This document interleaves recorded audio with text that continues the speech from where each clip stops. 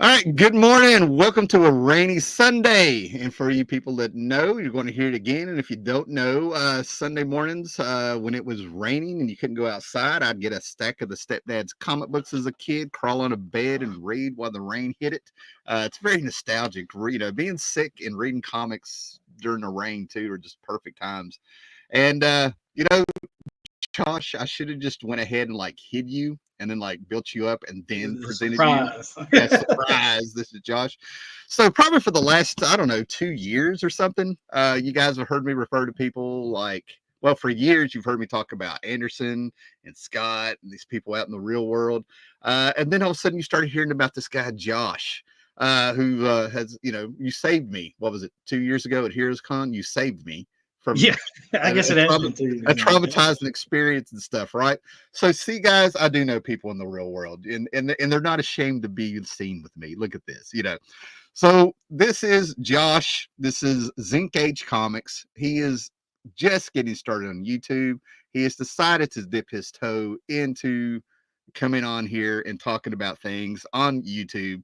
So make sure you sub him in case he decides he wants to put maybe the whole foot in there. Yeah, I don't know. I want to introduce him to Paolo Costa. If maybe he'll pop up a little bit, and all this stuff. He knows who all these people are. So good morning, Josh. How are you? We've been talking Doing for well, half an hour, doing so well. let's do some bad acting and act like this is Act spontaneous. like we just started. Okay. Yes. Um, yeah, no, I definitely appreciate you having me on. Definitely, like you said, I don't really remember when we met. I know where we met. Yeah. Uh, Comic books. yeah, It had to do with yeah, comics where we met. comics. Yeah. Yeah, it was very organic. Yeah. But definitely, been watching streams, kind of, consuming as much media as I can in this area. And definitely, troll around your streams a lot and know a lot of the names that are going to be popping up. But definitely different to be behind the camera and Yeah. trying So this side of it. like from this very moment on, it is spontaneous because you said something, and I'm going to compliment you here a little bit. I think compliment. What's very cool is I get on here a lot, and I'm like, oh man, we met each other. All us comic book guys didn't have people to really talk to growing up. Unless you had a shop or you were able to start getting to these comic book conventions and you had to drive hours. And I just realized we're like an hour apart and all that stuff, but we've Yeah, had some of the best conversations when we meet up and we drive to these places just a couple yeah, times a year. We everybody know, we don't hang out every month, man, but we text, catch up real quick. We have families and lives and work and stuff. And man, we've talked about some really cool stuff, YouTube wise, drama wise, and people have to say they're bullshitters. And you've updated me on what the kids are doing these days, things like that. So yeah, it's been really cool, man. Great comic book talk in real life, man. So appreciate that. Kind of rejuvenated me a few times. So yeah. yeah, yeah, for sure. No, I definitely consume far more YouTube than is probably healthy. So keeping up with all the new drama, kind of it bouncing that off of you and seeing what your perspective on it is. I always appreciate it because you've been doing this so long. Yeah. It's always nice to hear what your opinion is on things and kind of get the truth a lot of times. Yeah, pretty much. I understand. Yeah. So it's like history repeating itself. Right now, you got JDA versus EVS, and Hmm. JDA doesn't even, he thinks he's noticed. You got, I laughed about the Sticky Goose and the Comic Tom thing because I knew Sticky Goose was I think I might have said it to you. He's his own worst enemy. He's I Captain believe you. Cummings point 2.0 for old folks and stuff. You know what I mean? Like I could just, and then there's people working together behind the scenes, and I'm like, they just act like they're not. But it's kind of cool to know you've kept me up on what's really going on today because like Yeah. I'm kind of stuck when things were more community oriented and stuff, right? So let's say good morning to people. Good morning, John. John was here at I think 8:02 He or was here something. before I was, for sure. Yes. So let's all be like John. John is the role model of this, right? John, you've been doing this for so long. You just message me or something on Instagram if you'd love to hop on. I mean, I don't think we've ever had anything more than our shared meetings in the mornings, but I get worried when you're not here. But be like John, subscribe, hit that bell so you know when I'm doing this stuff. I do the same for Josh now. Zinc Age Comics. He's.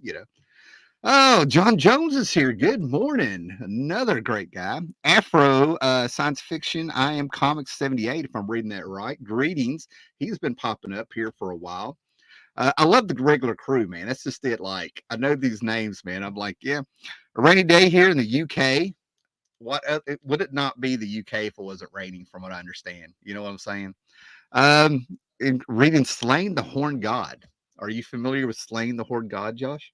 No, see, that's kind of what I was telling you why I wanted to pop in here is kind of get new stuff from people and you know. Well, yeah, see, that's why I love doing this. That's why I still do this, because like still there's stuff out there that I've never heard of. And then if I do one of my famous, and Josh has seen it in real life, guys. Whenever I do one of my caffeine crackhead moments of forgetting stuff or just going off too far, they correct me nicely or remind me of things. The last thing they corrected me on, I forgot Conan's girlfriend's name. You know, the one that was the wifey almost. Victor Shade is here. Good morning. And look at this. Good morning. I love they're all saying good morning to each other. So the Sunday crowd, nothing like the Sunday crowd, man. So Josh, we're going to turn it around on you. Tell us about your comic book journey, because you feel like a newbie. I don't think you are, but go ahead. I definitely feel that way. I mean, and we've kind of talked about it before. It's a little intimidating of a realm to get into because there's such an established history in this field. And a lot of you guys have been, So I'm in my early 30s. Uh-huh. And really just got exposed to comics like right around the pandemic. So probably the last 4 years really is when I dug in. I think I bought a couple of comics maybe 10, 15 years ago, but it was very spur of the moment. Really, didn't really read anything, but got in right around the pandemic. Obviously, everybody had a lot more time on their hands to get into hobbies. Probably the worst time, honestly, to get in because everything was so spiked in price, and that's why I see some of these channels freaking out about prices dropping, and I'm like, thank God, like I can finally afford to read some of this stuff now. So again, I kind of sporadic. When I get a hobby, I like pour everything into it. So, I consume all the major, news channels. So your Yeah. Comic Moms, your Jim Mints, the big, what I would call the big guns of YouTube comic creating. And then slowly kind of worked my way. And especially once I met you and, started seeing a lot of these channels like Charlton's Comics and, a lot of these smaller channels, but like really passionate about what they're talking about, and that's developed a love for some of the older stuff like the EC, the pre-code horror. Yeah. That's really my interest is. Again, price range is way out on me, but that is definitely where I find You, myself coming back yeah, to. it sounds like you started getting attracted to the collectors with knowledge more than the flash and the keys, Yeah, but you got yeah. full So balance. So we you come definitely in. talked about the Yeah. I'm not saying that, I've kind of seen the cycle of the grading stuff, the CGC, the way that market has kind of like went down. And I think it's Yeah. probably because like a lot of guys who have true passion in the field, like you guys don't really value that as much as someone like me who came in and like, oh, well, I know what that is. And I do think that service does, I'm not as down on it as some people. I think we've kind of talked about this as being someone new. It kind of helped to have a little bit of reassurance. If I buy this book, at least I know it's real. How Yeah. true that is now with some of the scandals they have going on, I guess, is up for debate. But Yeah. but being completely blind, if I'm going to drop $100 on a book and not know, but I think as I've grown in this hobby and learning, you learn, it's easier probably just to figure out what is real or have someone that you can bounce stuff Yeah. off than it is wasting so much money and the shipping and the grading and that, stressing over this copy is this grade. And now I just buy, I'm a big fan of the motto, low grade's better than no grade. Yeah. Uh, if I So, want to read the book, that's what I do. yeah, to me, see, it's so that you see, I love this because like you're getting things to say. Guys, we are going to be showing comics. Josh has some comics we're going to be talking about, right? You can hold one up and tease them if you want there, just Yeah. give people time to get in here. But Kind of what's your highlight it. yeah, yeah. It's gonna be some Conan and maybe some Crow. I mean, it is almost Halloween, but anyway, we'll get to that. But new hobby. What I like is like I've been well aware, and it's totally thanks to YouTube. I've been well aware that for me, I've said it before. There's times I've felt bad for people getting into the hobby now. I think comics have take quality. there's the thing where they say old man yelling at a cloud, but like if you keep talking about it stuff, you see where some of us are coming from. And I think you totally get it. You come in at that time, but you have like resources we didn't, and you actually get to see a community that's coming in there, and you have more places to pull in knowledge and you know, to really enhance your collecting and stuff, right? So to me, it's a double-edged sword. But I think you're like a perfect example of a new collector and stuff because number one, you're open-minded, you're willing to learn and listen because you're playing around, discovering things. There's a lot of things I can envy because you get to read a lot of things for the first time. You know what I mean? Yep. So I think you've taken the best of what's out here for this hobby, uh, and and just the fact that you don't come in it like you know everything. You know what I mean? Like to you, it's like it comes off to me like everything's like a new discovery. Like you know, it's there's a magic there and stuff, and that's what we all had. Because I think when it comes to collecting, it doesn't matter what it is. There's certain things that hold true across the generations. You know what I mean? You got to like what you're seeing, love what you're seeing. You got to be willing to like listen and learn and hear from other people that's done it. And you do all of that, right? I mean, like you're not humble about it, but you hold up your conversations. And I like when you find things to read, you want to discuss what you saw in the book. You're actually reading your books. And then all of a sudden I can just imagine being, you know, your age and he's no spring chicken, folks. He just leads a clean life. I know, they're clean like, life, you know. Don't don't let the misfits there shirt you know fool you guys.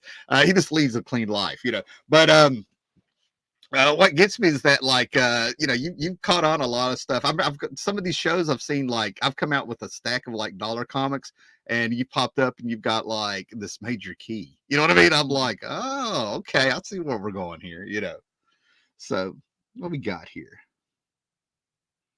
Okay, they're talking to each other, man. They're talking about slaying. Now that's two plugs for it. Now I know I have to check it out. I think it's a 2000 AD thing. I've got a box of I got a box of 2000 AD books that were from Eagle Press or something, Quality and Eagle and stuff from the 80s where they did this stuff, and I think I'm starting to remember it. Yeah, I'm going to laugh, but I think I have some slain. I think it's starting to slowly come to me. You know, sifting through the fog on an early Sunday morning. Yeah. I mean, you know, when you're drinking your coffee out of a Peanuts mug, you know you're in for just a laid back, slow day. You know, so Josh, first comic you read, and then lead up to what you're reading now that you want to talk about. Oh man, that was a little more tough. I guess like, I guess. Oh wait! Before we get going, who's this kid in here with you, Haller? This is Josh, Zinc Age Comics. He's just now dipping his toe in. We've known each other a little bit over 2 years, and we've been talking about the last. Man, we've been going for like about 20 minutes, kind of talking about who he is, man. So, yeah, the good stuff's about to start. So, yeah. So go ahead there, Josh. So I'll kind of hop in, you know, and this probably, I don't know how popular this answer will be when I tell you like how I first really dipped my toe in comics. Oh, no.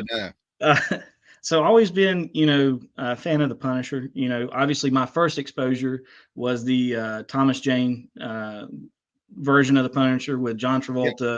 Yep. You know, fell in love with that movie. And a couple years after that, I guess, well, quite a few years, time gets by me too, you know.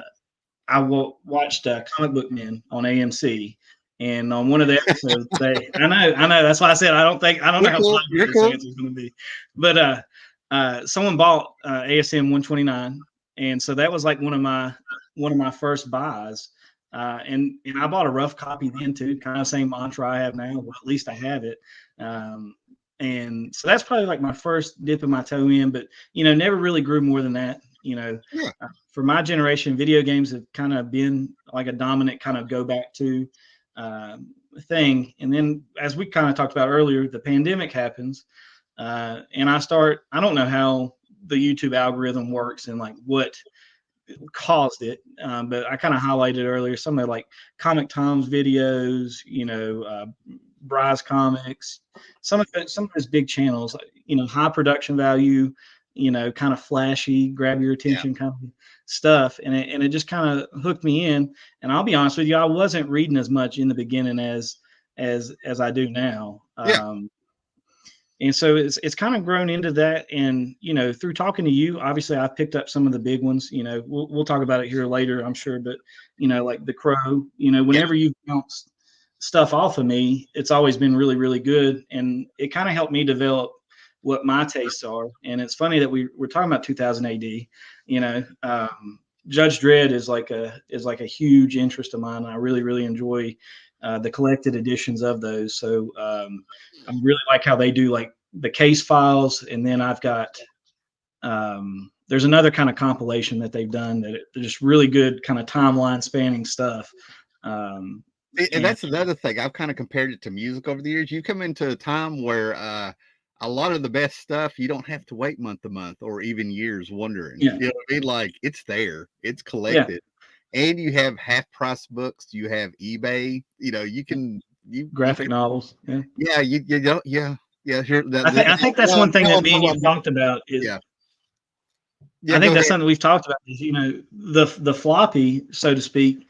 It's kind of, I know I had mentioned I want to get into this. I guess it's not hard to tear off that Band-Aid now. I am somebody that would like floppies to be a little more available and to, it's like I want to give you my money. And geographically, I don't think it's that big of a stretch to say me and you live in pretty rural areas. It's hard to have a shop that's less than an hour drive. Oh yeah. And it's kind of like, am I going to drive an hour to pick up 3 or 4 books that actually interest me? And, kind of just thinking through, like, have comics evolved, the ordering of like the floppies, which, I kind of listening to you guys, at least it feels like it is the backbone of the industry, but it feels like it really hasn't changed with the times. I've kind of highlighted how archaic just going on previews, the magazine, they have an app, but it is like most anti-user friendly thing. I'm like, I think I searched 30 minutes, like, please just let me buy this copy of preview so I can see what's coming out this month, so I can actually get an idea of what books I want to read, because I go on my comic shop and, because we don't have anything local, and it's, it's not very conducive to like, hey, buy my book right now. Like, and it's very frustrating. I'm not laughing at you. I'm laughing at the fact that some things never change. I'm just saying, this whole previews thing, there's going to be people who watch this that are going to be like, I'll be damned. It hasn't changed, so yeah. But yeah, we're talking about go ahead, keep talking about like what you've read, what you're reading and stuff. And so I guess I'll branch back into, obviously I kind of highlighted my comic book shop is where I buy my stuff, because I'm only usually buying about 5 to 6 books a month. So it's like I can pay one-time shipping a month, get my books, and just read what I want. So just kind of jump into, I don't have the most up-to-date issues because I do read stuff digital. And again, I don't know how popular that's going to be with everybody, but to me, my local library has an app and it's called Hoopla, and I'm able to get, I think it's 10 checkouts, if you will, a month. And a lot of independent people, and even some of the DC and Marvel stuff, you can check out collected editions or new issues. But one of the big ones I've been reading is the new run of Conan. Let's see if I don't have the fancy comic cam. Just a touch. Like there we go. A little better. Yeah, get the glare off of it. Yeah. So it's the Titan Run version of Conan, and I really enjoy the artwork. Patch Zercher is on it. Every now and then he does some covers, and the Savage Sword that they've got going on, which is more of like a magazine style book. Just beautiful art. I mean, the dude is just very talented, putting together really good stuff. So it's a big interest of mine right now. I bought some of the older collected editions of the Conan stuff, and kind of digesting all of that has been very fun. So another interest of mine, as we kind of highlight, this one's probably not going to come through well because it's a full edition, but EC Comics is starting to come out with a new version. Okay. Casts from the Abyss. I don't know how well that's coming through. Again, that one's a full cover. This one is a normal cover, so it might come through a little bit better. This is issue 2. So when you say EC, I've heard about this company, but I haven't delved in. Is it a brand new company just using the EC So brand? I think this is where I don't know that my expertise is going to be but good enough. I'm sure there's going to be someone in chat that's going to be able to better That's why explain. we're all here, My, man. That's why we're all here. No, this my is what we understanding do. is they bought the license to use EC, but I think Yeah, if I'm not wrong, I think DC still owns, and I might be wrong. Someone can correct me. I think yeah, DC still has rights to like the normal yeah. EC, like the Mad stuff like that. But the I am not as big a fan as that series that's coming out from them, but I am a big fan of this series, the Cruel Universe books. So this Oh, is okay. Greg. I kind of highlighted to you one of my favorite artists right now is Greg Smallwood. Yeah, He I remember you did talking about he that. did Human Target with Tom King, one of Yeah. your favorite writers. uh, and his So, artwork, I just felt so hey, bad because I felt like his artwork was so wasted on I'm that. just saying they got to start somewhere. I don't know. Yeah. I mean, so I'm the kind of guy that if somebody was like, "We're going to pay you like $3,000 a page," I'm like, "Great, what's the Yeah, project?" I mean, I wouldn't turn it down. Yeah. And I can see them like looking at me like, "Well, the writer has a lot of personality." I'm like, "It's Yeah. fucking Tom King, isn't it?" No, but anyway, go ahead. So those are the two big series, and they've got another one coming out, and it's like a terror line in December, and then they've got another one that I'm really interested in. I'd have to figure out the name of it, I should have came better prepared, but it's more of like a fantasy setting, and that's Yeah. going to be coming out in January. So next time we talk, I'll have that title for you. Oh yeah. Okay. But those are really kind of what I'm reading now. So I think maybe I have one DC book coming in on my next order that should be coming this week, and Yeah. it's the Batman. It's a werewolf spinoff or like an Elseworlds. It's not like canon or anything like that. Yeah. Smallwood was doing, and I don't know how deep we want to get into this. Greg Smallwood had a line coming out from DC.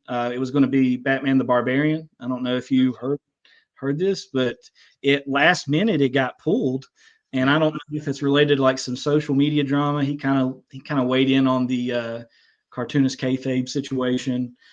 So I don't know if it was canceled because of that, or maybe because he's overextended, because he is doing a lot more work than I think he was.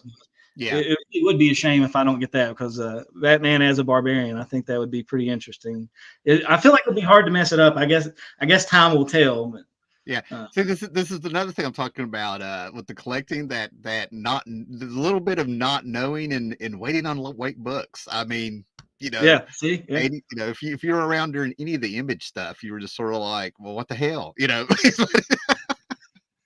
All right, so the way you got in here, I don't think this is going to. I did crack up at this a little bit. We got a Doogie Howser, that's how you know you're in, man. If they're, it's not a bad film. So your Thomas Jane Punisher. That's what I was wanting to say. Thomas Jane is still a great Punisher. I hate that he's, didn't get to do more with it. Right.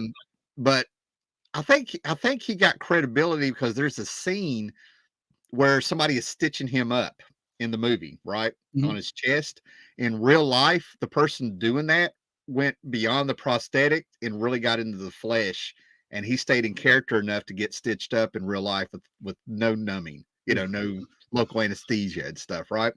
And then he has this short film he made, Dirty Laundry or something. Yeah, it's great. Yeah. Yeah. And the fact that he did that himself, yeah, Thomas Jane's awesome. It blows my mind to see him in all these 90s movies that I didn't realize it was Thomas Jane. You know what I mean? Right. Like, yeah. Yeah, here we go. Thomas Jane Punisher, pretty cool, based on the Garth Ennis stories. Yeah, they even brought in Kevin Nash as the Russian or something. Yeah. Glenn Farby's a maybe. Yeah, Slain. Yeah, I know exactly what they're talking about. It is a 2000 AD thing. Love Punisher, Enos, Circle of Blood.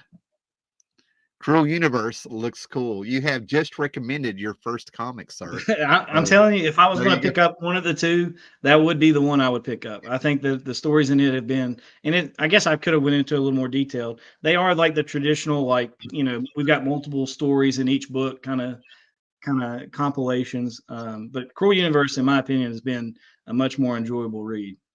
Yeah, I think I'm picturing your first video where you read the newer stuff. So Yeah. So I'm gonna kind of you just steer wherever you want to go here because, like I said, I think you've been around me in the car.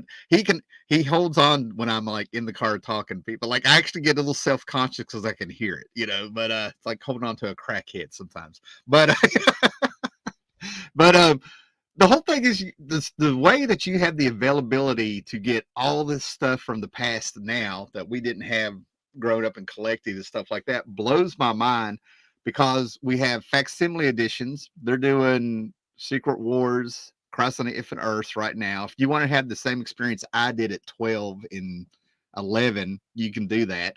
I've seen they're going to be doing more, I think, with the Phoenix, the X-Men stuff that's coming out. All the stuff that's already collected, you can find some of the stuff in dollar boxes. You got the facsimile editions. I'm kind of wondering if these things are selling more than the newer stuff. Do you have an interest in any of those as a new-ish collector? Again, I don't consider you a new collector, Well, but I know you do. you know, I think it's funny you asked that. I think one of my I think I picked up Detective 400. You know, that Yeah. out of the new DC stuff, if I order anything, it is their assembly stuff or the stuff that's like unattainable, so to speak, or I'm Yeah. just not going to pay that kind of money. And Yeah. just getting those stories. But yeah, I buy the facsimiles way more than anything new that they're putting out. Yeah. Yeah, that's what I'm noticing, and I'm not wanting to go on a tangent on and stuff, but I'm sitting here like if the newer people making the comics over the last few years and stuff, they really had a bit of an attitude, if that's the way to Yeah. put it. And people are always kind of pushing for things to go forward, but it's blowing my mind that people are. In my opinion, I'm seeing more interest in the older stuff, not because of nostalgia, just because of like the quality. So, and probably because of a mystique where you've heard it before, heard Yeah. about it. Yeah. Oh man, everybody's saying good morning. Tom Bagley has come in here. Tom is basically popping up, commenting on a lot of my back catalog. He's making me see videos I completely forgot I made like 10 years ago. So I do appreciate that. And how he's doing that, I don't know. That's I feel for him on a few of those. I have like 10 good videos, I think, in my opinion, like maybe 10, you know. Okay, JLS Comics is here. All right. Good morning, brother. This is for you guys coming in. This is Zinc Age Comics, my buddy Josh. Sub to him. He's just getting started with YouTube. Victor Shade, it's good to hear some of the current better stuff. Exactly. That's what I totally use you for. Online, you mainly hear about how awful many of the books are.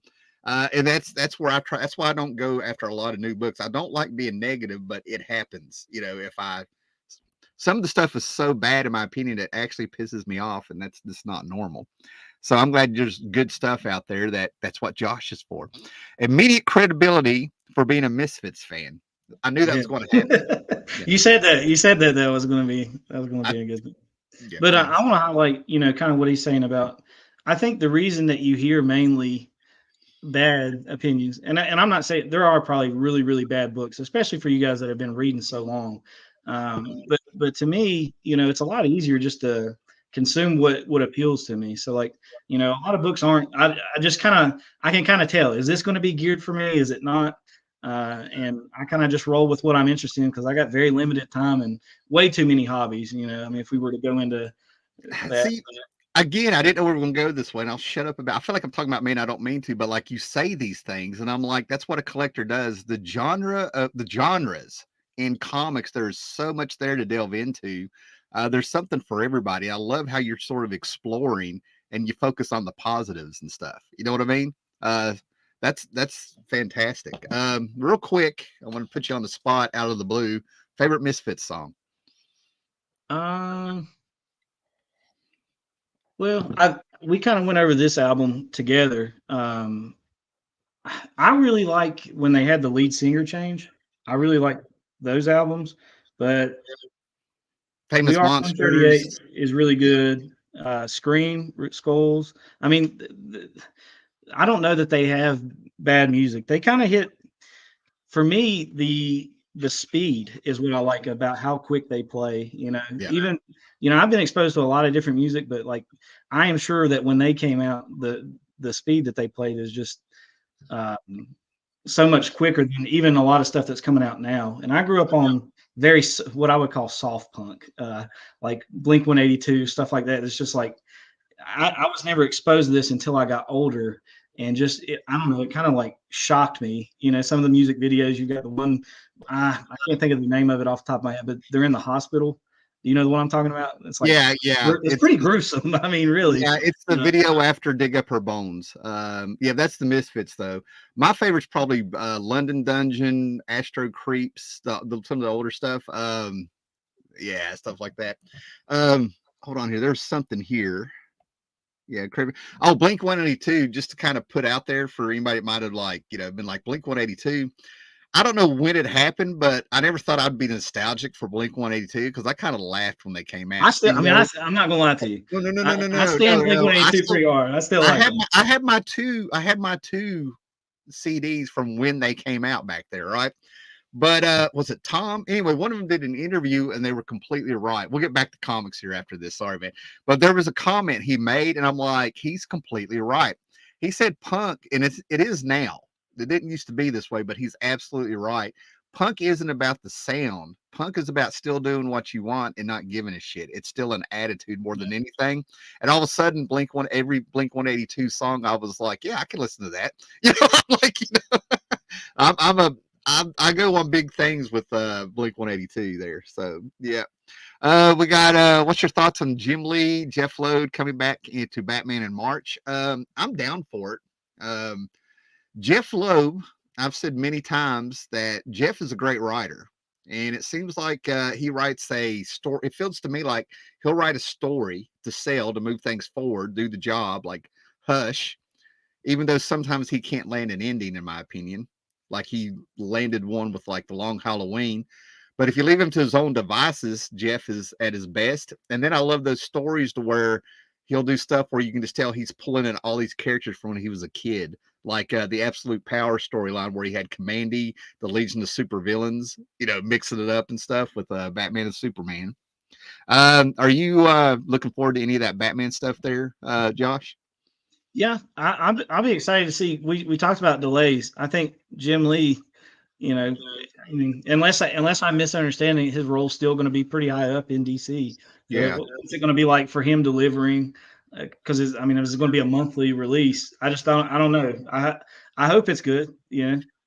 Yeah, I have no idea what he does for a day to day, but I refuse to believe they have a talent like Jim Lee who can still sell just comics sitting around to this making day, decisions, sitting around pushing papers. Yeah, I'm like, I've got a feeling, Tom Bagley, you're modest. You should be Modest Mouse. You're definitely top 3 in the YouTubers of the comic community. I appreciate that, sir. I appreciate that. Oh, John. Oh, man. We've talked about your love for Booster Gold, so I love when they do this to me, man, because like, yeah, he got me. This is how I feel loved. This is put it that way. The Booster Gold. Oh my God. I'm ready to do another rant video on Booster Gold. They got a joke actor for a joke character coming up in the James Gunn stuff. I've seen 2 missteps so far with James Gunn because I'm looking forward to the stuff. But the casting of just having Booster Gold have his own show, I'm like, ugh. And then who they cast for Supergirl, I'm like, ugh, the other girl would have been better. Did you, not to interrupt you, but did you see the Creature Commandos trailer? Yeah. The James Gunn led one. What do you think about that? To me, I have zero familiarity with the brand, but I thought it looked really good. I thought it looked really good. Absolutely love it. Absolutely love it. And if you and it's one of the things where it's not that I'm tooting James Gunn's horn. It's just that everything that he's done, James Gunn, he's got that gift to bring out like characters like that's a tad obscure. How many times can you pick up these Batman movies and see the origin of Batman again? You know what I mean? You don't really need that now. And what does James Gunn do? He's like, well, there's more out there. And if you don't think that James Gunn isn't doing something good with DC, they took Thunderbolts, which is the Thunderbolts just a name only, and they've turned it into, so far, it looks like a Suicide Squad movie that he did. That goofy kind of bunch of goofy oddballs formula. I'm not saying it's going to be a direct rip, but it's a direct influence. So the Creature Commando thing, absolutely loved it. And I'm fine that he didn't do the original Commandos for World War II and stuff. Right. I absolutely loved it. Didn't he say that? It's just new, and he's bringing up characters that are underused. And when you do that, you can mess with them more in the movies. You can get more story out of characters that nobody cares. You know what I mean? So Didn't he say that his animated line was going to tie in with the universe as well? Or am I imagining that? yeah, So like yeah, it's part. this could be a big piece of. Yeah. What I'm hoping for is that we get these characters in, because this is totally me. This may not happen, or this is just like wishful thinking. We're getting the creature commandos in the cartoon form, right? That's all fun and games, and they can, save them money, because animation's bound to be cheaper than doing a whole TV show or something. And then all of a sudden, his movies get going. And can you imagine having a movie where out of the blue, out come the live action creature commandos? Out of the blue. You know what I mean? After seeing them in cartoon form and getting a kick out of them, Yeah. all of a sudden here comes the weasel busting out. And, the four-armed bride of Frankenstein's like, where's that little son of a bitch? You know what I mean? Like, I can just see it, Yeah. So, yeah, I'm totally down for it. Wait a minute. What was that? We'll get through comments, man. Sorry, man. Skull's the best Misfits song with Sky. I agree. Yeah. He just loves her. He just wants her Was skull. He was just it loves her. American Psycho? Is that when it changed singers? Is it? I like Um, that. The album that happens on, I like it. But I can definitely, because there are some people who are like Danzig. Skull came out early '80s. I'm pretty sure with Danzig. You're thinking Mike. Oh God, I can't think of his name. You're thinking there's two albums that came out in the '90s. Famous Monsters, and then the one I before didn't that like the had one where they go back in time and redo the 50s music. Project With that, 1950. yeah. Yeah, Marky Ramone claims he picked all the songs for Jerry Only to do, and that's where Jerry Only, as much as there's a whole Misfits thing, but drama, but behind the scenes that I honestly don't care about. But say what you want about Jerry Only and whatever he was doing with Danzig and all the things he was saying or whatever they were doing.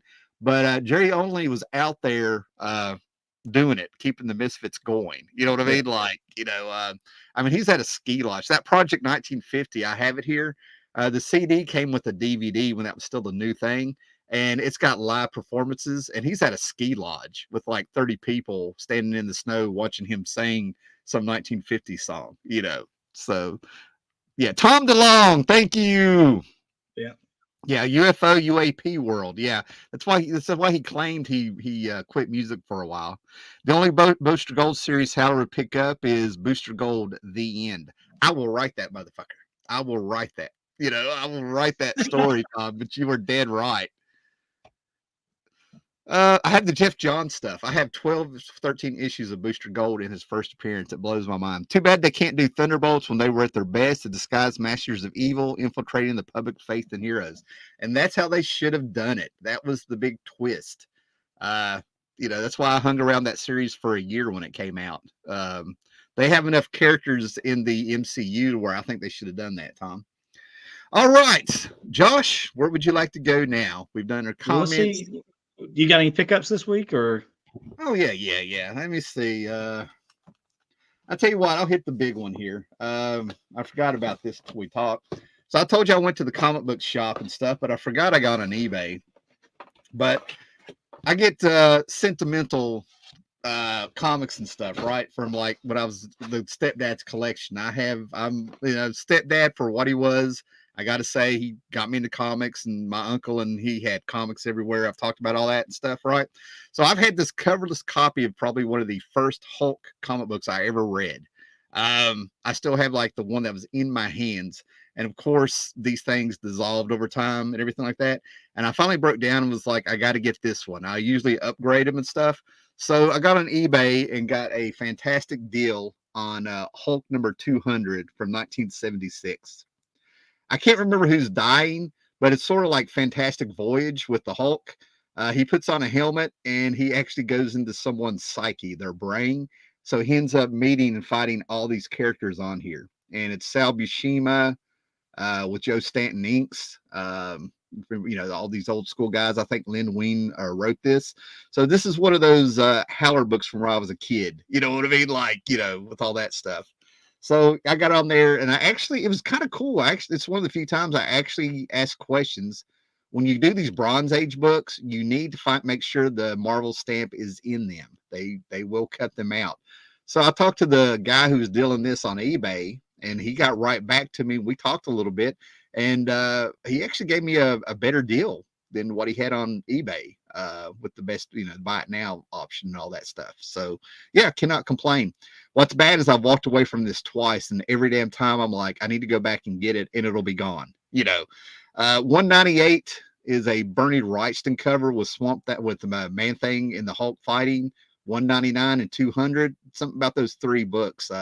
If you see them, you better grab them. I don't know why people. I get the one with the Bernie Wrightson doing a swamp creature, but these next two books, I've never understood. Maybe it's completist or something. But yeah, this is, to me, this is I never realized Hulk was one of my favorite characters. He was just the standard. You know what I mean? Like, oh, it's a good Hulk story. You've always bought Hulk if it looked like a good Hulk story. He's one of those characters like how Doctor Doom used to be. Whenever he would pop up, you were even Spider-Man would go, "Oh shit," like "Oh no," Not so much now, All right, they're digging the punk. Maybe we just need to have a punk rock show one night. Misfits and Sig Sauer fan. All right, okay. He's subscribing now. Yeah, there you go. I was going to comment on that one. I'm an HK fan, but probably a Sig Sauer budget. So. Yeah. All right, hello. Since you're here, this is Josh. At some point in the future, I've already told him we're going to be doing a show together at some point. Paolo and I will be doing a Watchmen Essentials show at some point when I get my life together. And he did a fantastic job on his channel hosting the Cavern of Chaos. He hosted last Friday, man, and I got to pop in for about 20-30 minutes and off and on, and it was fantastic. I had it playing in the background in the middle of a family lunch, so I may not be able to stay long, but wanted to say hello. Well, I hope you heard all of that. Yeah. I've added the Ramones to my Spotify playlist. Thanks for the old Howler Mouse videos. There you go. Yeah, Ramones is a standard in this house. Yeah. See, I give people consistency. There's always Ramones. There's always Ramones like in arm's length in this house. So yeah. Oh man, I was actually listening to some Misfits and Ramones driving the other day. I've also been listening to a podcast called Smartless that I can't believe I haven't found before this. I think you might. Yeah. Okay. Thank you, sir. I remember picking up that Hulk off the rack. The cover grabbed me. Yeah, I've had a coverless copy forever, and I actually was going to hold it up like I usually do around here. And I'm having this thing now, man. It's where I've been cleaning up stuff and rearranging some of the house. It'll be under my thumb the whole time, and I can't get rid of it. And then when I need to find it, it's gone. That's age. And then there's like little gems and stuff, man. I know we have our top 10 books and keys and stuff like that on YouTube, but then you're missing little gems like this. This is my second copy. The first copy of this Web of Spider-Man annual number 2, I think this came out in 85, excuse me, way off, 85. So that's a Charles Vess cover. He actually got hot as a Spider-Man artist there for a little while in the 80s. But the unique thing about this is in the era of Art Adams still being new and being in the house of the mutants, he got to do this Web of Spider-Man annual with the fantastic art because the New Mutants are in it. That's Warlock watching TV before we got to see, Ozymandias doing it and stuff, right? So if you want some extra Art Adams early work and some early Mutants fill-ins here stuff, if you're that guy, I love this annual. The artwork is just where it's so. I thought I knew everything. It even has David Letterman in it. So yeah, I picked that up for $1. I'll do that all day long. But I like those obscure little things on the side where people don't realize there's a quality book right there with great art and stuff. Art Adams is the guy that got me into the X-Men after I fought it for years when he came on the scene. Yeah, he's one of those guys that I'm just sort of like getting a little nervous because it's kind of unreal to believe that he's been actually doing comics for 40 years now, working in the studio. And as we're talking, Josh, right now, there's 2 big comic book cons going on. I don't know how, well, one's bigger than the other. New York Comic Con. I've been watching people doing walkthroughs of that one, and I'm fine with Charlotte. Yeah, I was thinking, it's funny you said that. I was like, I feel like that's like the one you have to check off the list, right? Like everybody's like, "Well, have you been to New York?" But I'm like, I saw the crowds, and I'm like, I don't know if that's me, man. Like, Yeah. even the crowds at Charlotte, I'm like, it's a little too crowded for me. I can't even imagine fighting in the traffic and everything up there. Yeah, I know I don't want to lose people here and stuff because like this is just Josh and I talking, man. This is what it's like when we're together, man. You know, y'all just to hang on for a second if you don't mind, indulge us. If you go, let me just put it this way: go to Pop Comics XY. I found some new channels. Some guy called Rock Paper Scissor or something. Pop Comics I sort of knew about. He owns his own comic shop, I think, in New York, Yeah. and he just runs around and he makes these really long videos where you actually see him Big flipping through. purchases. He's searching Yeah. through the boxes. Yeah, he's good. Yeah, the videos he's doing now would not have worked when we first started this because I tried Yeah. one. So I'm very happy. Well, he doesn't have to hold his phone while he's trying to Right. do it and then get tired and drop it and breathe. They got the apparatus now. Anyway, but anyway, I've been watching New York Comic Con, and what I like, one of the guys that did it, what I like how they have the con set up is if you go to Heroes Con in Charlotte and you want to see Artist Alley and you want to see the creators, you go all the way in the back. You walk in, you got to go by, you know, all the people that sort of crowded around, you know, already going through the boxes and stuff. And then you got, it's really hard to kind of find the right people if you're not familiar with the con. What I've seen of the New York Comic Con is as soon as you walk in, you go down 5 tables, there's Fabian Nzinza. You know what I mean? Like it looks like they put all the creators at the front door if there's just one way to walk in. Does that make sense? You know, so if you're there to get books signed and stuff, man, you're like right there where all the creators are front and center. Well, I caught just a clip of someone's video, and James Tynan's booth was like lined up pretty long, and I was like, man, you'd have to almost sacrifice a day just to get a couple signatures from one artist. I feel. Right on. This book here is that web annual where Art Adams do a Warlock Godzilla hybrid. I'm gonna have to go back and reread it, but I think you might be thinking about a New Mutants annual where no, that was Alan Davis. I wonder if this is it. I don't know, Tom. I'll tell you what, I'm gonna do a separate video showing this haul. It's gonna be a video proper. I will look that up before I make the video. And Josh can vouch for me. I told him before that. Don't worry about my books, you know, unless he gets curious. But I know exactly what you're talking about. I could see the image and stuff, right? I can't believe I went Alan Davis. I've been planning on doing a top 5 of my favorite Alan Davis books, you know, and there's that was fresh in my head. And we got Art Adams and Mike Golden influenced a generation of artists. Yes, they did. For good or bad, Image probably wouldn't exist without those 280 superstars. There is when Rob Liefeld came out, you know, if we're going to go with Image, and I know where Tom's coming from, and I totally agree with him. But when Rob Liefeld came out, I sit there and I saw Mike Golden and Art Adams in there. My brother, who's 4 years younger than me, he had his pulse on the future. He was a Rob guy from the get-go, right from the first appearance of Hawk and Dove. He got that Hawk and Dove miniseries and was just like right there, which blew my mind. I just saw a knockoff of Art Adams. And then all of a sudden, Rob Liefeld's doing these interviews where he's talking about George Perez and Frank Miller being his influences, and I still don't see it, you know. And then by the time he got to X-Force and stuff, I was seeing like he would put like coverings on people's faces, like Prophet and stuff, and I'm like, that's straight out New Gods. He's ripping off Kirby and stuff, you know. So you were born, not to give too TMI, but I just realized you were born when Image happened, weren't you? Around that time. 90 was one of them. Oh my God. So, yeah. All right. If you guys have questions for Josh or I, put them in there. Josh, what would you like to talk about now? You got any books, stories, or anything? Well, the only thing I was going to highlight, so one of my new fascinations, and I kind of picked up one. I wish I had grabbed it. I don't even remember which one it was. It was the Superman cover with the, was it Thorn? Was that what the cover was? But basically, what I'm going to get into is some of these old DC comics and like the artwork. I don't feel like people talk about, like, these covers are gorgeous around that time. So that's kind of like where my interest is right now, and I feel like a lot of that stuff is undervalued price wise.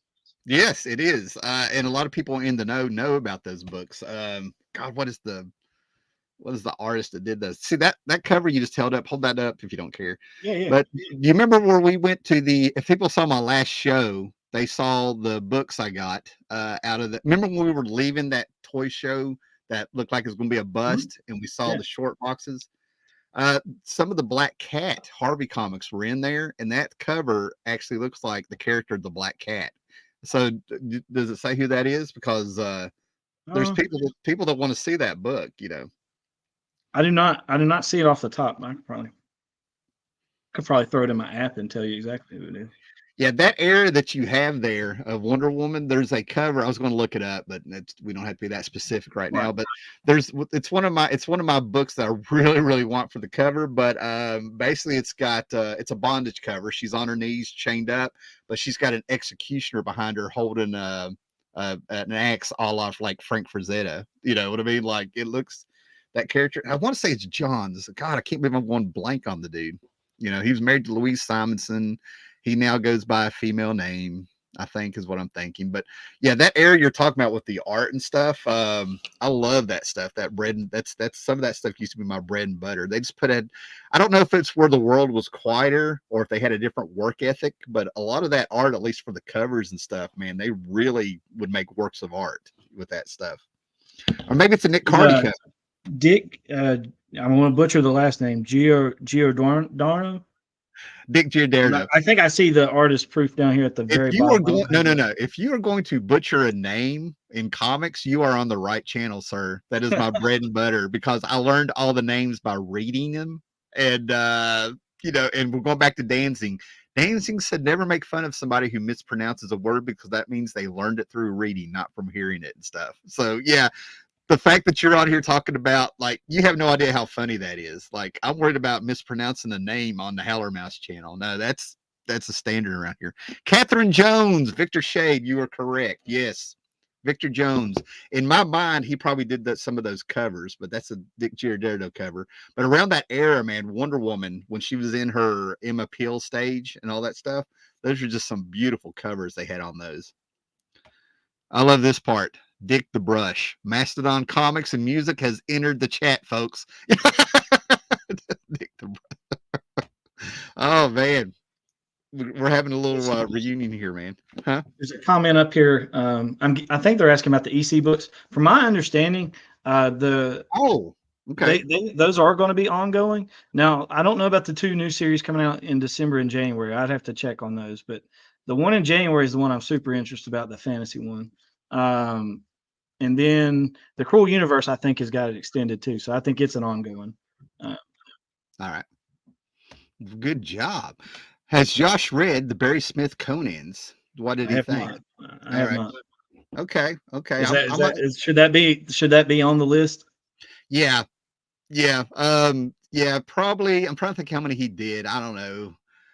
He did like up in the late 20s of Conan, a few Savage Tales. I've got them right. I've got there's collections out there you can get, but Barry Windsor Smith, when it comes to Marvel, was like that's where he exploded as a superstar, and because of him, that book exploded also with Roy Thomas when it started.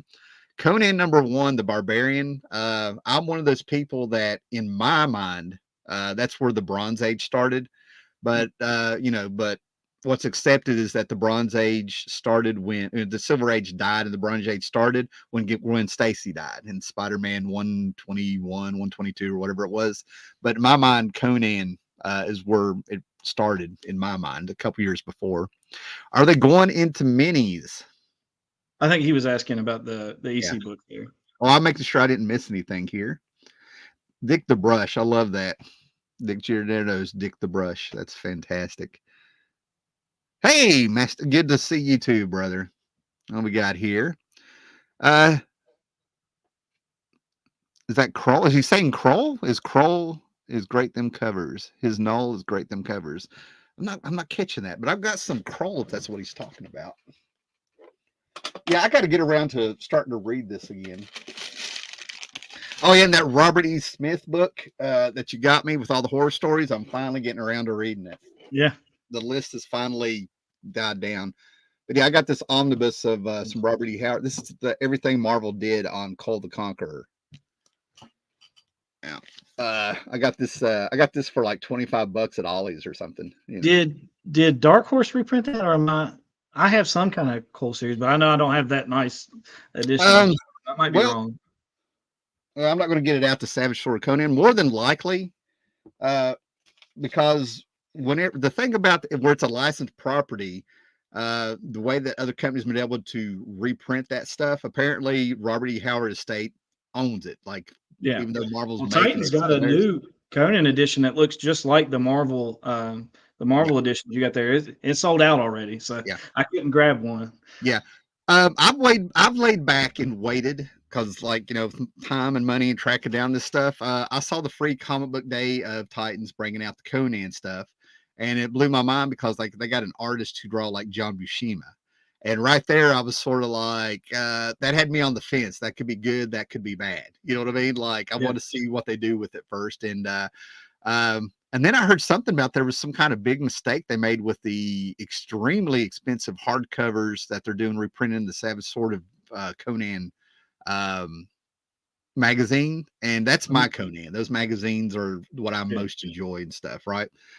Okay, what do we got here? Let's see. You can also add Kirby leaving Marvel for DC as a Bronze Age starting point. Absolutely. Absolutely. When you got the guy that really created all that stuff, gone. Do you like Army of Darkness comics? Um, is this off the Evil Dead? I'm assuming is or is this Probably. something Yeah. else? I have not read them, but super interested in them. I thought it originally said the Darkness, so I was like, I wonder how they guessed that. This is going to be me spinning off a tangent here.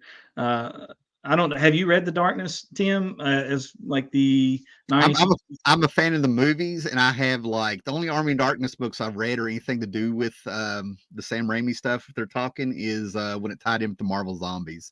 They had Yeah. Ash versus Marvel Zombies, or I've got it here somewhere. It's been years since I read any of it.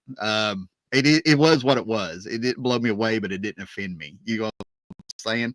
Yeah. If you're a fan of it, it's fun. I think maybe Dynamite's putting out something off of the Evil Dead now, but no, I haven't read them, but it definitely is something I would be interested in. Yeah. Um, So, Josh, this is why I've said this before. It's stuff, little things like this. This is why I keep doing YouTube and stuff, right? Barry Windsor Smith did Conan 1 through 16, 19 to 24. Okay. In my mind, for some reason, I'm stuck on the number 27. And that's why I didn't say anything, right? So you have people here for years that are like, they don't get mad at you when you ask a question. You know what I'm right. saying? They're helpful. They just like talking comics. You know what I mean?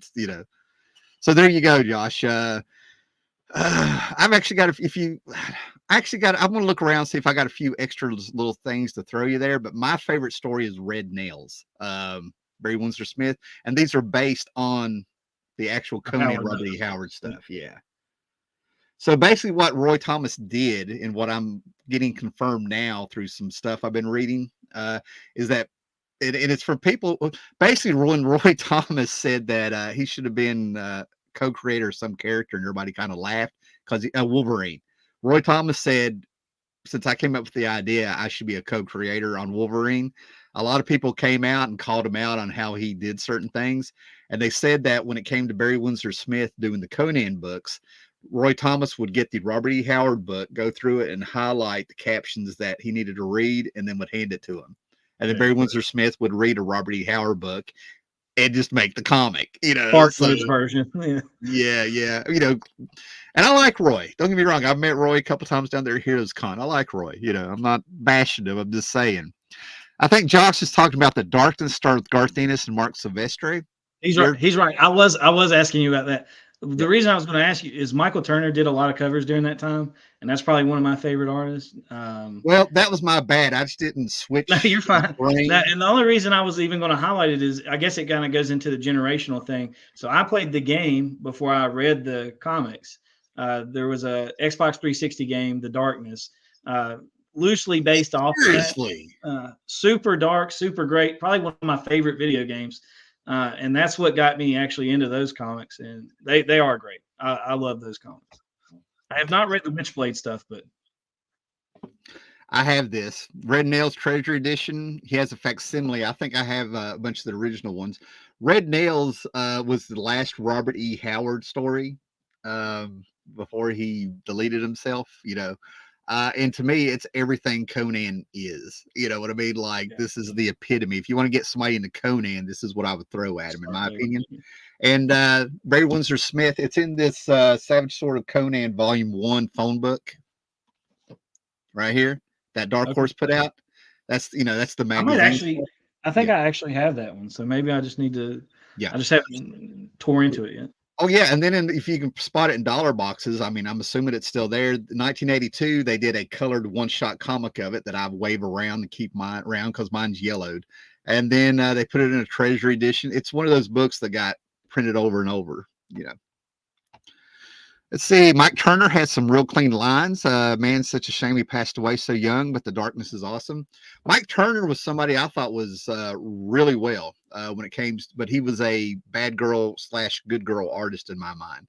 And it blows my mind how he has such a fan following. I mean, I think it's great, but I wouldn't have guessed it. You know what I mean? Like, and then you find out then you find out when this was all going on with him, some Wizard interviews came out and a few things, and you find out the guy was a extremely nice guy, and you're like, damn, you hate to lose the good ones. You know what I Yeah. mean? Like he did. I'm trying to think.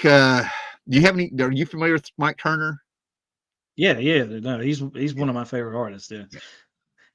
And maybe I'm wrong, but his art to me kind of strikes me in a similar vein as like J. Scott Campbell now. It's like the way he draws women very, very appealing. Um, was that controversial back in the time, or was that just that seems to be how kind of comics were back then? Like,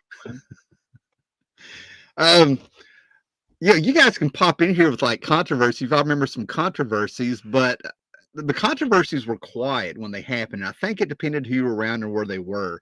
It was a different generation. Nobody was looking around to be offended. If they did something right, stupid in a comic, you were like, oh, dumbasses. And you just quit the comic and moved on or something. Or like you'd still, and it'd be on the surface. You know what I mean? And I'm gonna give you an example, but like it's because I was 12 and I wanted my parents to split up. You know what I mean? Like, that's not dark. That's not what I'm saying. But like, I didn't think it was that big of a deal because I was like, shoot, God, I wish this asshole would get out of here, right?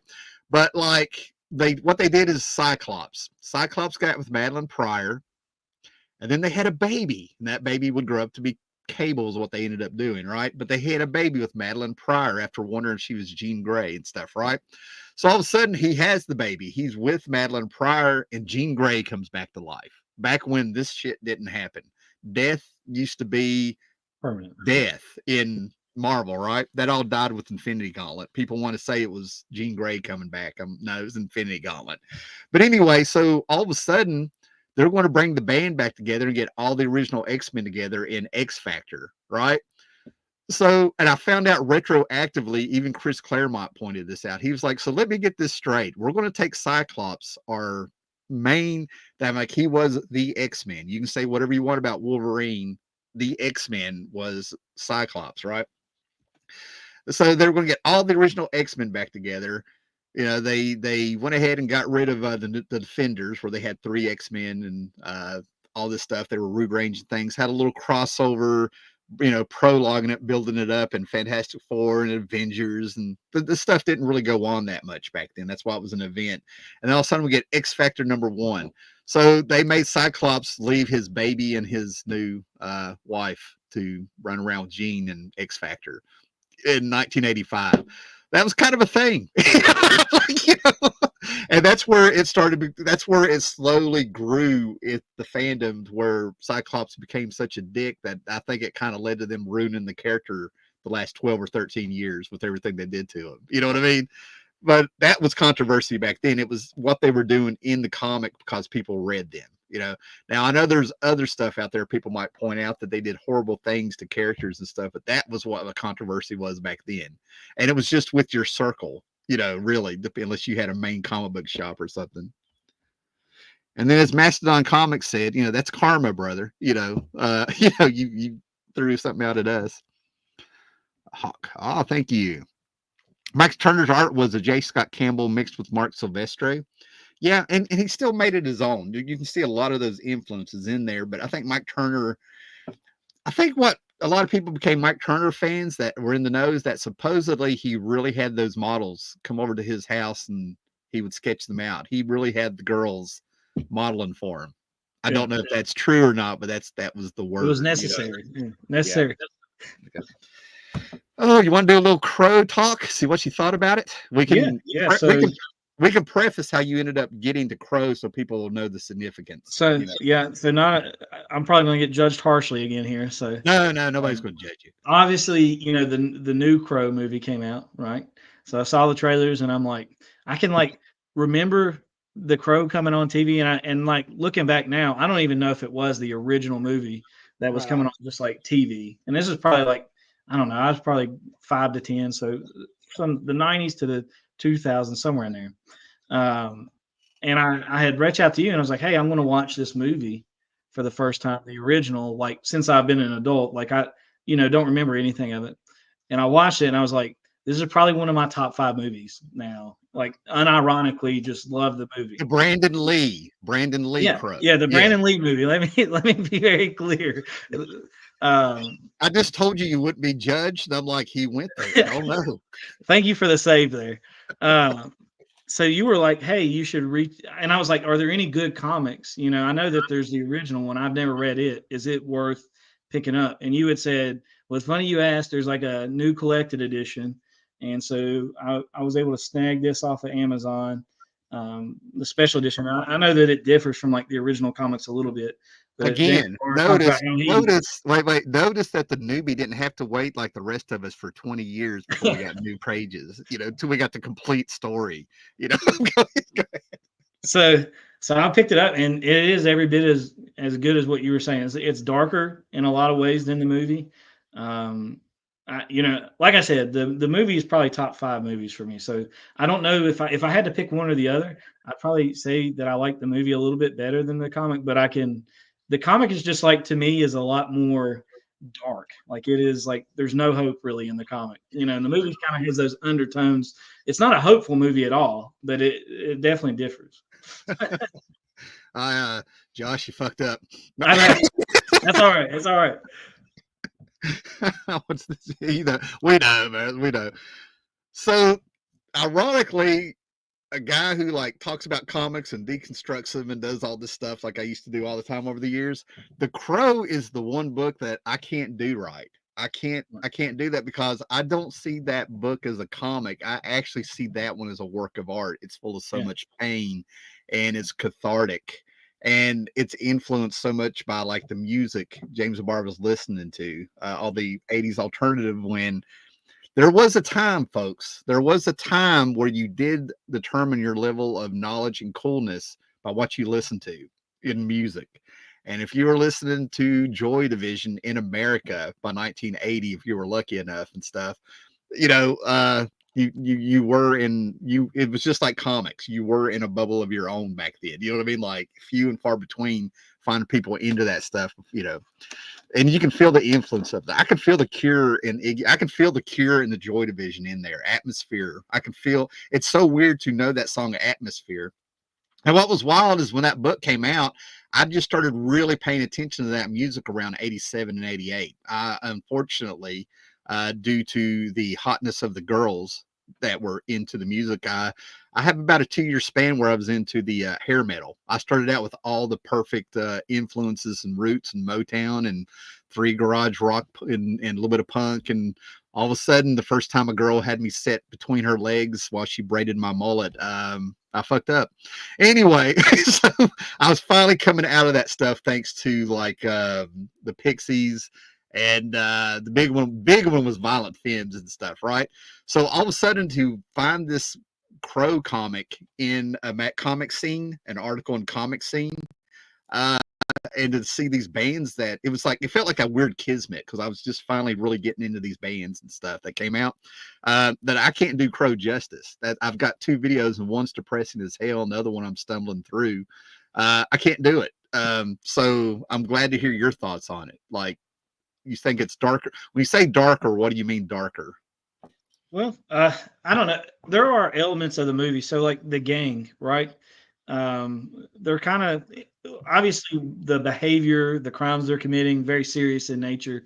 There's almost the heroin and the drug use. Right. But like I can't even recount it. But when they like the little hand thing they do where they're like shouting and stuff. Like that's kind of almost cartoonish, really. When you like, Fired up. yeah. So when you look at that, that's not in the comic unless I am misremembering it. So Yeah. it's like some of those elements are not there. I think the girl in the movie, I can't think of her name right now. The little girl, Chili. there's some Was it elements Chili? there with her that kind of seem hopeful. It's hard for me, like again, kind of like with what you said, and it's not me being I'm not putting the book down. I think it's No. probably a 10 out of 10 as well for me. It's just I think it's exactly what you say. I am somebody that likes a little happier story, you know. So for me to kind of delve into the trauma that someone's kind of, because that's what that book screams to me is, I mean, that's him putting his trauma out on paper Yeah. and kind of dealing with those circumstances the best he could. But it's very heavy. Like I Yeah. don't know if I could hand this to many people and be like, hey, read this. It's a great read. And it Yeah. is. It's a great read, but it has to be something. I feel like you have to be ready for what that is. I don't recommend reading it when it's raining and if you have country music playing. Right. Okay. Right. You're going to go down a spiral that you'll never come out of. And if you do come out of it, you'll be changed. One more thing, one more reason you can't go home again. Yeah. But no, the book. What I love, one of the things that really caught my eye about it is I did at the time. I couldn't put my finger on what the artist I was trying to reference, but he started that book like in the early 80s, and you can see the art getting better over like 8 or 9 years or something of him working on it or whatever he did. But the first cartoony, heavily inked pages that look kind of cheap, a lot of Will Eisner in there. He started out with like actual comic influences in there, and the first couple pages of The Crow are so Will Eisner with him walking through the city and the body language and the way he drew the city at the time and stuff. And then by the time you get to the sophisticated drawing that's by the end of it and the pencil sketches and all that stuff, man, yeah, you're gonna know exactly what 1994 felt like with all the heroin rock. Was the It's a piece of art, but at the same time, it's a time capsule. You know what I mean? was the book, obviously I'm sure the movie probably increased the popularity, or was the book already kind of like a staple at the time? Nah, no. Where it was a smaller company, little indie book and stuff like that. And I'm oversimplifying here, right? Right. No. But in my circles, like I said, I think it was 91 or 9. I still had the comic scene, and I actually put it up on my Instagram. I could look it up real quick. I think I found an article on the Crow around 91 or 92 because he was finally finishing it up. It was that one small company, Caliber, I think, and then he moved it over to Tundra. So you got to be careful about trying to get actual first prints, first appearances, and stuff. And then it got printed into that graphic novel right before the movie came out, if I remember right. But Comic Scene did an article on the book and had James O'Barr interviewed and stuff back when comic book magazines and news felt more like actual journalistic endeavors. You know what I mean? Like it was really informative. You had to be worth their time to put you in their book. You know what I mean? So it had a cult following, people in the know. And again, there's a difference between spinner rack people and comic book shops. You know what I mean? You didn't have it at your hand. The Crow was not going to show up at your supermarket after you go to church on Sunday and you're with your grandmother buying chicken to cook that night. You know what I mean? It's not going to be over there with You your have to look at it. magazine. You have to search it out, basically. Yeah, ads and stuff like that. I mean, that's one of the reasons I still kind of get some back issues and stuff. I'll remember the ads more than about stuff I've never heard anyone talk about. And if anybody is sitting there like they were there in the 90s and they were into the Crow before the movie and stuff, that's the type of fan. That's actually one of the few people I'll actually kind of throw a little question out there and stuff to see if they're being authentic, because if you did not have, if you either knew about the Crow or you didn't, I can tell you exactly where I found him, and it took me a while before I got to read it. So yeah. Oh my goodness. Oh, well, you kind of brought up a question. I don't know how much longer you were able to go, but I wanted to bounce this off you. So you talked about I got about 15 more minutes, man. You talked about the difference in, did you not have to pre-order books like you do now? Like I've talked about the previews thing kind of being a hindrance now. Is that not how you ordered books back then? Now I did not. What you did, what I did, what okay, there's two things going on here, right? That question may be suited for somebody that actually had a comic book shop in the 80s, right? Right. I hit Mountain Empire for the first time around 88, 89, and then I may have gone in there 91. I didn't really start going regular till about 94. Okay. If I'm moving away, traveling, and all this stuff, right? You had the spinner rack, brother. Okay. You had the spinner rack, and you had to go in there because you were at the mercy of what they were ordering. Some people, if I remember right, you didn't actually have a manager sitting there clicking down how many books and what they were going to get. They just sort of had like, got sent what they got sent if they were like a branch or a chain or something. You know what I mean? Like Yeah. they just had to be there to sign off on it and have it put out. So that's what I'm trying, but luckily that's what I'm saying. You could go sit there and have like, I'm following Fantastic Four. You could have 20 months of everything being fine where your Fantastic Four there's every month. And then all of a sudden you get there and you're like, well, where's They it don't have at? Yeah, it. you're at the mercy. Maybe they would quit, or you would definitely miss issues. I Yeah. definitely missed issues. Okay, and you had to get there, right? I would jump off the bus and make a beeline. I got a video called where Little Howler Mouse bought his comics, and I actually am standing in a parking lot, pointing across the way where I got off the bus. You can follow my hand to one store, and then where one store was. That was my Wednesdays. And I had a bully with two little worms who knew where to find me. He actually got me one time and actually ripped the books up in front of my face when I walked out of Scotty Pharmacy. And this was the 80s, son. You didn't have some grown up sitting there taking up for you. They just walked on by. You're on your own. I tell people, man, that's what this is why I'm a little judgy sometimes about collectors and stuff, man. Yeah. You got to work a little bit. You got to work a little bit to get your stuff. So now in 94, though, I got my first pull list. So comic book shops had pull lists. And that's why I didn't know which way to go with this, because even they are human and are fallible. I've had people who had my pull list and they would still miss things. And I actually got nervous one time because I will not name the person. But I went in one time and I confronted him. I said, you keep missing my books. I'm like, I just need to quit my pull list. And he went, wait a minute, what did I miss? And I told him the book I missed. He went over to the little section he had of people's books he was saving for him. And he took one out of somebody else's file and gave it to me. And that's when I was like, yeah. So that's why I jumped on to online ordering around 2001 as much as I can. You know what I mean? I've still had pull lists here and there with certain shops, but after seeing that, I'm just sort of like, I can't take that chance. A big key book in demand comes out, and I can't guarantee he won't pull it out for somebody else. Right. And I think that's kind of like with the crux of what I wanted to talk about you with is, do you think that the system that's in place now is what limits like new comics? Is Yeah. because, like as a society, like a lot of media, I can go click and it'll be here in 2 days. And with comics, you're still 2-3 months out if you really want to pre-order something. And Yeah. you can't, as far as I understand it, I can't just jump on and be like, hey, that new DC book, I'm going to get that sent to the house.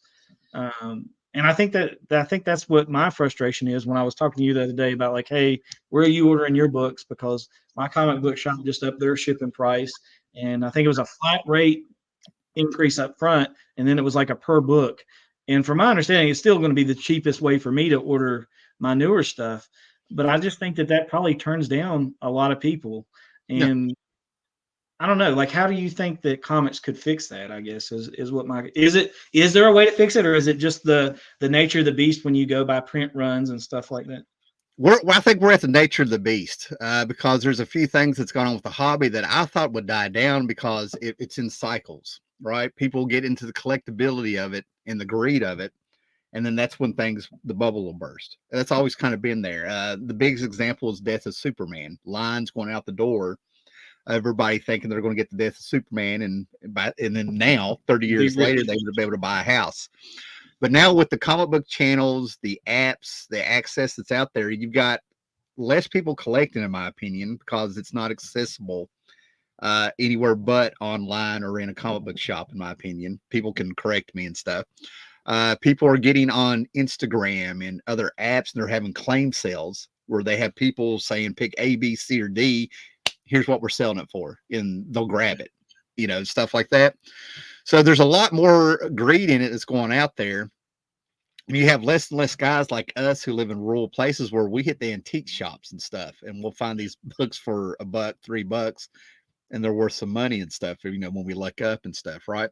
So to fix it, I don't know if I really have an answer because they keep I don't know why they're not doing what they're doing. I need to know more about why are books not being sold at Barnes and Noble anymore. What's the real Well, reason? that was exactly what my thing was going to float.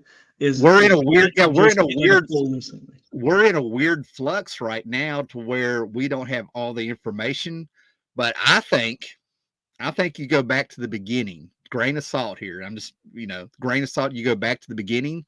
I think it's time to use cheaper paper again and put those damn things back in the supermarkets, put them back out there in the middle of nowhere and drop your price. I think price is a big piece of it. Yeah. I think price is a big thing. I think it is you can't waste. I don't know where people get money to make their YouTube videos and buy these new comics and keep doing reviews and stuff. That's their business.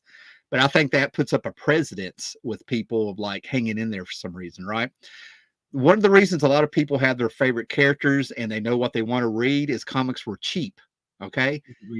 My $5 allowance, I had to stretch that thing, but comics I think they were like 35 cents proper when I really was into it. And by the time the 1990, 91, you had comics go from 75 cents to $1 to $1.25, $1.50, $1.75 in about a year. And that's when I was like, screw this. I'm not paying that. That was a big deal. You know what I mean? I was sitting there going, I could have got 3 comics for what this costs now. I'm still mad about it. Look at me. Anyway, and that's when I started doing the hustling. You know what I mean? I would find people who had comics. I would be looking in like little yard sales and little odd shops around town that sold fishing supplies. I started getting out. I was already out on my bike walking everywhere. And that's when I really was like, I was refusing. Another thing is that greed in the way that the quality of comic books went down. You stop me anytime, man. This is all. No, I think you're hammering exactly what I was asking. It's nothing I haven't said before.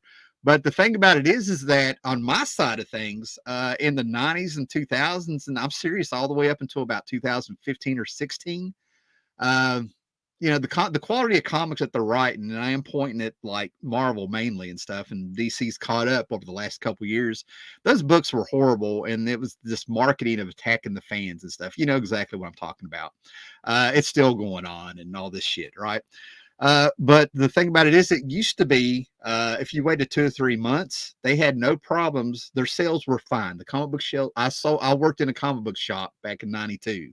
That's my frame of reference, and I got to know some of the comic book shop owners over the years when they were hanging in there. And basically, they could have a new comic come in, have 6 or 7 copies on the rack on the shelf. If it didn't sell, they just stick it in a dollar box. Wait 3 or 4 months, you get it for $1. And that's how I got a lot of my collection too. Galax, the guy down in Galax, Mark. It's now it's a full-time hobby shop. He got out of comics because of the books being so bad nobody wanted them. You follow what I'm saying? Yeah. Even if you could sell them at full price, you could still get rid of them in 3 months. You didn't have all this clout. You're not stuck with all that. Yeah, and that's what I think is going on, and this is why shops have been going out of business and stuff like that. What the product that's being put in there isn't sustainable. You have to have Marvel and DC books to hold a shop up, and then have all that other stuff that comes in under their umbrella to sell. So, yeah, they need to go back to bare basics, go back to learning what comics were about with subplots and characters, and and they had the illusion of change. If you look at the 80s comics, those characters from 1975 to about 1989, they always reverted back to where they were, the status quo. And longtime collectors, that's why you got to bring in new people. They start figuring out like, oh, they got to keep the book going. This character is not going to die. They brought back Jean Grey, but we're going back 40 years now, and I digress now, you push the button. You push the button on me. Hey, that's on me. I wound you up. But I'm just thinking like you highlight price. I do think that's a big part of it. So like you can go to Barnes and Noble and get like a manga for like $10, and I'm getting, it might be in black and white, but it's And I know they're trying to answer that somewhat with a lot of the old stuff. And I know you've highlighted like those DC books. I'm glad you pulled that out. Yeah, we got somewhere else to go now. Yeah, the pricing's a big thing, right? That's why I'm a fan of these, right? The compact comics.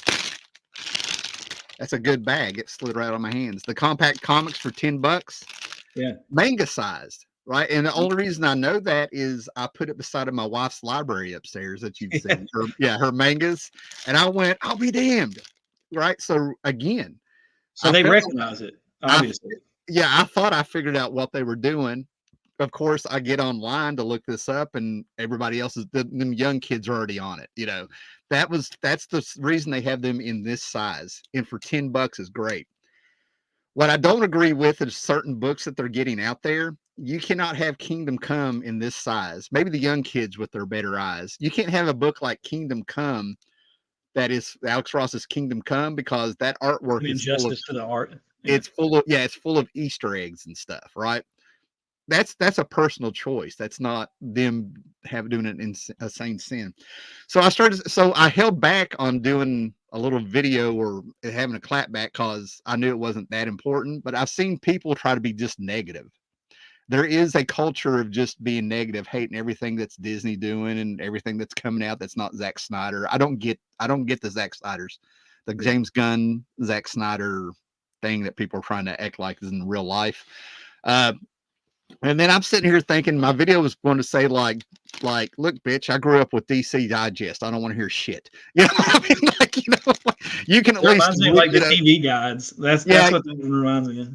Yeah, somebody can say the word lick and you don't think they're writing the word dick. Okay. I mean, I don't want to hear it. You know what I mean? You can read your words. You know what I mean? I mean, there was certain panels I needed a magnifying glass at 10 years old, so, with my lazy eye.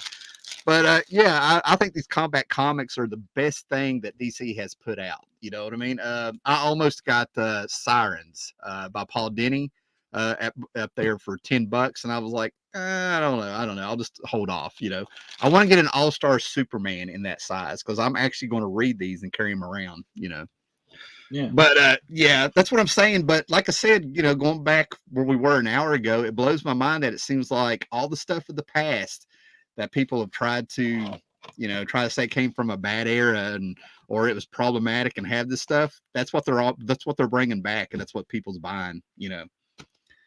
I think what I know we got to wrap up here in a second. I think what I would end with is I don't think it's going to get any better until DC puts out stories worth putting in an edition like that. Their new stuff. There's nothing new that they want to that's going to sell with that. But I think it would be better if they sold something approachable like that for $10 rather than here's our variant cover for $8-9. That's what you're buying is just the cover. It's the story is the key to me. Look, I'm not in the business, so I don't want to talk out of my ass. Sure. But there's stuff where it's common sense. Okay, you're not paying an artist a new rate to create new pages.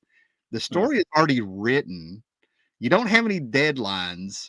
Yeah. You're just publishing old material in a different format. You cannot tell me that that's not cheaper. People will pay the price if it's cheaper, and you can market it if you want like it's a collectible. That's been go back to freaking comics since like the early 70s and even the 60s with Marvel. They'll put first issue collectible comic. You put it right on the damn cover.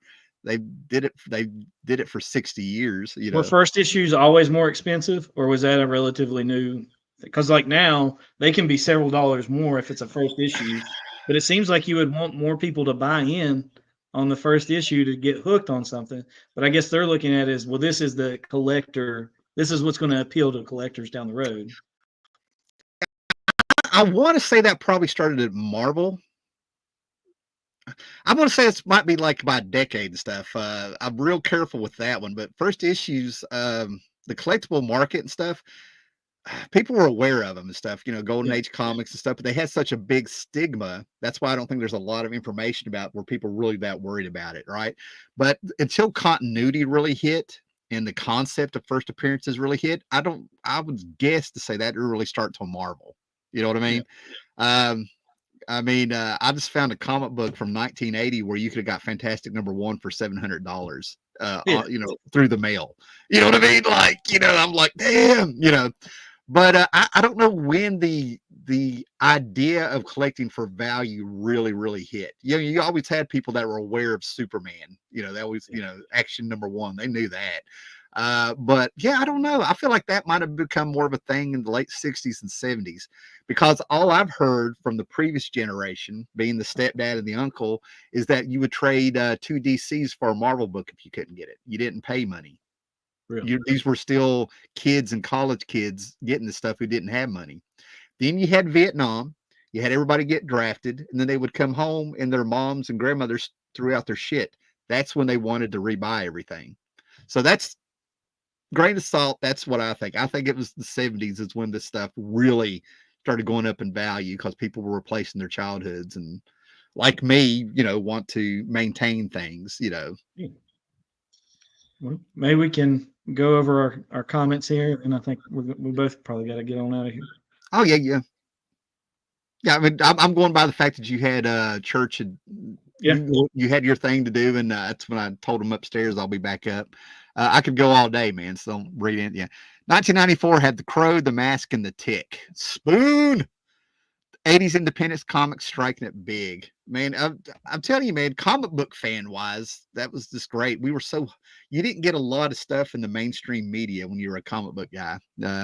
You rode your bike to multiple stores and prayed it wouldn't rain. This is what I'm saying, Josh. It was a shared experience. Trying to get your runs. Yeah. Yeah. We didn't know about each other, but we were all doing the same thing, the small that's why a lot of people are a little bit protective about what it means to collect. We worked for this shit because we loved it, but it was fun. You had some anxiety, but I think you get it. Yeah. The smaller sizes might be more approachable format for kids, manga sized. Yeah, absolutely. DC Digest was DC trying to emulate the Archie Digest. Yeah, I could see that. Mm-hmm. It blew my mind when I found out how much Archie comics, the amount of Archie comics sold was astronomical. That's why they've been around since the 40s or whatever. But then that doesn't translate to how many people were buying them. The stores and stuff, the grocery markets, those digests were in grocery stores and stuff. So they were selling them to chains of stores and stuff, and they kept it going. Man, I had another comment that could have been a whole other conversation. I freaking lost it, man. Oh yeah, I don't like the idea. I think one of the main things that's gotten on my nerves, and I found the words for it just now.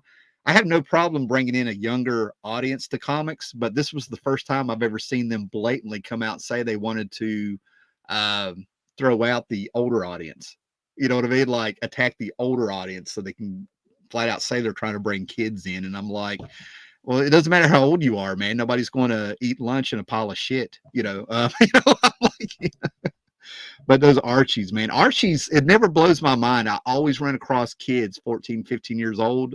My daughter is one who it's like all of a sudden they just go on this big Archie kick. It blows my mind how Archie can keep going. I don't know if that's because of the Riverdale TV show or I was going to say the TV show, I think, is a big piece of that. Well, we're at 10 o'clock. I think you hung in there good. You got some credibility. You got picked on, which means you're in.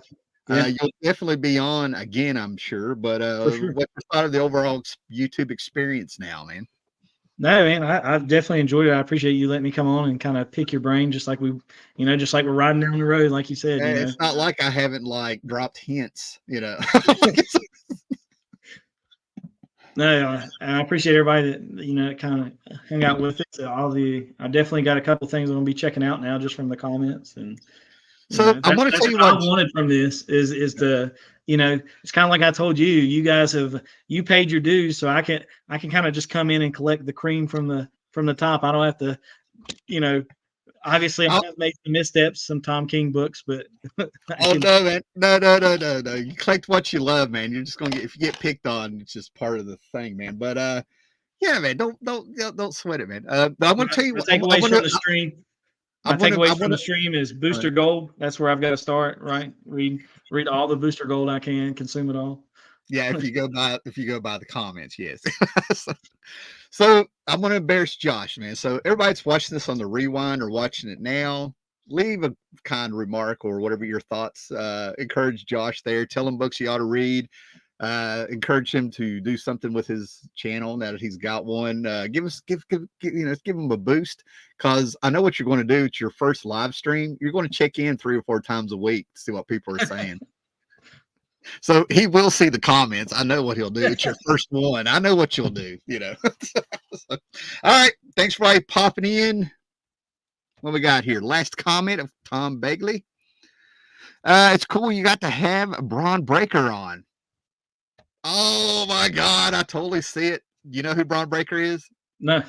It's Rick Steiner's son, who's now wrestling in NXT. Okay. Back at the Royal Rumble, because of the Vince McMahon scandal. Oh God, I went blank. The big dude, blonde hair, UFC fighter, knife tattoo. Brock Lesnar dropped out, and they brought in Braun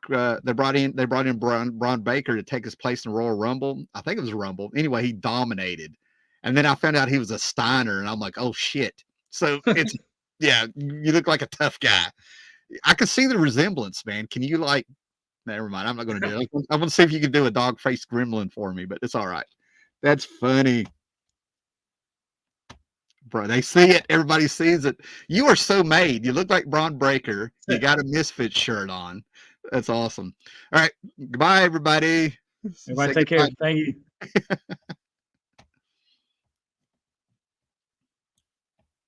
Oh, where'd he go?